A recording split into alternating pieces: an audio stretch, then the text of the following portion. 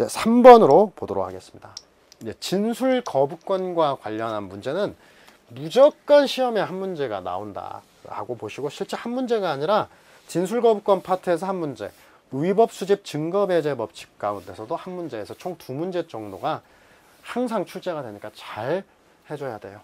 그래서 먼저 1번 수사기관에 의한 진술 거부권 고지 대상이 되는 피의자의 지위는 수사관이 조사 대상자에 대한 범죄 혐의를 인정하여 수사를 개시하는 행위를 한 때에 인정된다 라고 되어 있는데, 이 판례가 뭘 얘기하냐면은, 이제 예를 들면 갑에 대해서 이제 참고인 진술조서를 작성합니다.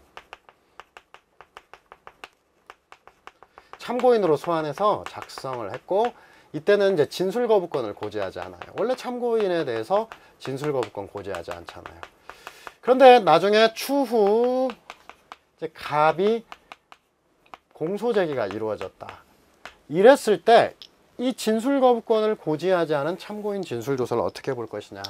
일단은 본질은 피진조서고 피신조서인데, 원래 이제 위수중과 관련해서 이의경량 요소가 있잖아요. 중대 위법의 하나에서 배제를 하는데, 그래서 이제 우리 판례가 제시한 기준이 이거다. 본질은 피신조서니까 진술 거부권을 당연히 고지했어야 하지만, 먼저 아직 피의자의 지위에 있지 않다. 지위에 있지 않다. 즉 순수한 참고인이다. 이런 경우에 있어서는 조사 당시 아직 피의자의 지위에 있지 않고 순수한 참고인이다 하면 수사기관에 과실이 있다고 보기가 어렵기 때문에 증거로 쓴다는 거예요. 반면에 이미 피의자의 지위에 있다. 이미 피의자의 지위에 있는데 일부러 진술 거부권을 행사하지 못하도록 속인 거 아니냐. 수사기관의 의도성이 있다는 거예요. 이미 피의자의 지위에 있다.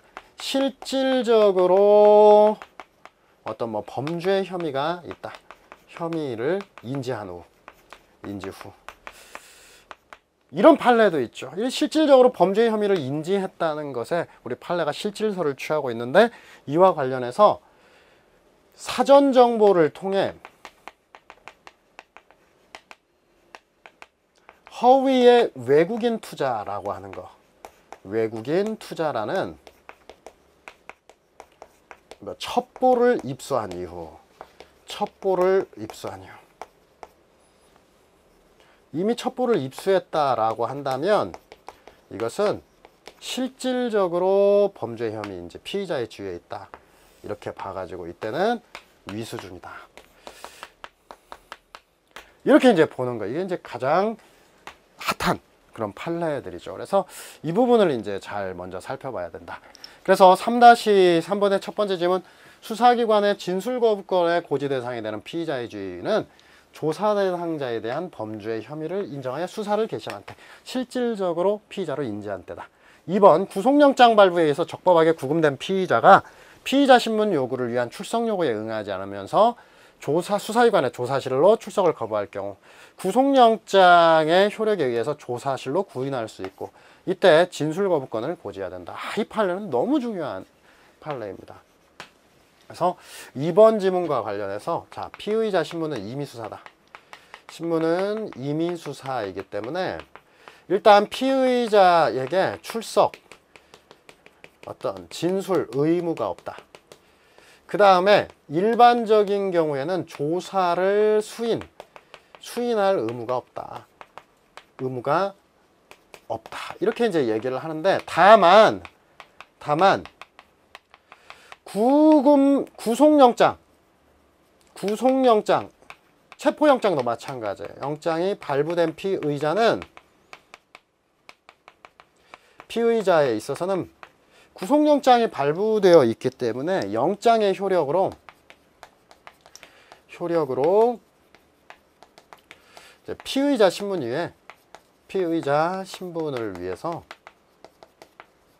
구인도 가능하고, 이런 때는 퇴거도 불가능하다. 자유롭게 퇴거도 불가능하다. 다만 이러한 경우라 하더라도 구속영장이 발부된 피의자에 대한 이러한 경우 구인은 가능해도, 이 경우에도 피의자 신문 자체는 임의수사다. 신문은 임의수사여서 임의수사로서 진술 강요는 할 수 없고 진술 거부권도 고지가 당연히 돼야 됩니다. 이렇게 이제 나오는 거. 그래서 이 판례는 두 가지로 나눈다. 바로 구인된 피의자, 영장에 의해서 구인까지는 적법한데 그러나 못 나가는 것 이외에는 전부 다 임의수사라고 하는 거예요. 진술 거부권 고지해야 되고요. 자, 세 번째, 피의자를 신문함에 있어서 미리 진술 거부권을 고지하지 않은 때에는 위법하게 수집된 증거로서 진술의 임의성이 인정되는 경우라도 증거 능력이 부정된다. 이게 바로 신 20세기파 사건으로 대한민국을 바꾼 13대 판결 중에 하나 속하죠.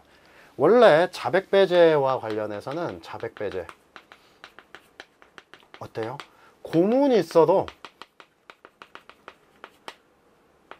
임의성이 있으면 증거로 쓰는 거예요. 임의성이 있다라고 하는 것은 자백이 진실하다 혹은 자진해서 됐다, 진실하다, 자의로 됐다라고 한다면 이것은 인과관계 없음이 명백하다면 증거로 쓴다. 그러나 진술거부권 미고지는 미고지의 경우에 있어서는 임의성이 있어도, 즉 자백이 진실해도 또는 자진해서 나온 것이어도 위수중 증거 능력이 배제된다. 무조건 배제된다. 진술거부권이 뭐길래 이걸 고지하지 않으면 곧바로 배제하는 게 원칙이다 라고 하는 것은 1991년도에 대한민국에서 상당히 쇼킹한 사건 중에 하나였고, 그래서 아주 중요 판례로 뽑힙니다. 자, 그 다음 네 번째, 진술거부권을 고지하지 않은 상태에서 임의로 행해진 자백을 기초로 한 2차 증거 중 피고인 및 피해자의 법정 진술은 공개된 법정에서 임의로 이루어진 것. 사실 이 판례의 표현인데 유죄인정 증거로 할 수 없다. 이것은 자진하여라고 이렇게 표현을 해놨어야 이 판례가 원래 임의성과 혼동이 안 되는데, 원래 판례 원문이 임의로라고 한 거예요. 그래서 증거로 사용할 수 있다라고 하는데, 이것은 이제 강도 현행범인 진술거부권 미고지 사안입니다. 현행범인에 대해서 진술거부권을 고지하지 않고 권 고지 없이 자백을 받고, 자, 그 다음에 별건들을 이제 압수를 합니다. 압수 자체는 한데 이제 위법한데 추후에 진술거부권도 고지하고 그 다음에 변호인도 선임하고, 그 다음에 어떤 자진해서 임의로라고 하는 표현, 자백, 그 다음에 어떤 피해자의 진술도 별도로 있었다. 그래서 이러한 것으로 통해서 오염이 순화되고, 원래는 이게 이제 위수중이고 이 뒤에 나오는 게 별건을 압수하는 거. 이 별건은 또 다른 피해자입니다. 그 독수과실인데,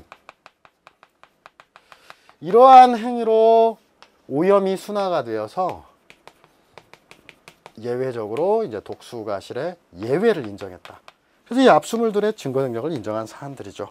그래서 일단 그냥 고지하지 않은 상태 임의로 행해진 자백을 기초로 한 2차 증거 중 피고인 및 피해자의 법정 진술, 이 압수, 그 다음에 나오는 또 법정 진술, 이런 것들 전부 다 증거 능력이 인정됐다. 그래서 장도 현행범인 진술거부권 미고지 사안이니까 기억을 해두세요. 진술거부권 고지하지 않고 그 다음 뒤에 가서 자진해서 자백했고 피해자가 나와서 진술했고, 이러한 경우 실제 증거로 쓸 수 있다라고 봤던 게 바로 2차 증거 중 피고인의 및 피해자의 법정 진술, 그다음 별건의 압수물도 마찬가지예요. 모두 다 증거로 쓸 수 있다라고 본 사안이다. 자, 그래서 3번은 진술거부권에 대한 문제는 이 문제뿐 아니라 나오는 문제들 다들 다양하게 잘 정리해 주시기 바랍니다.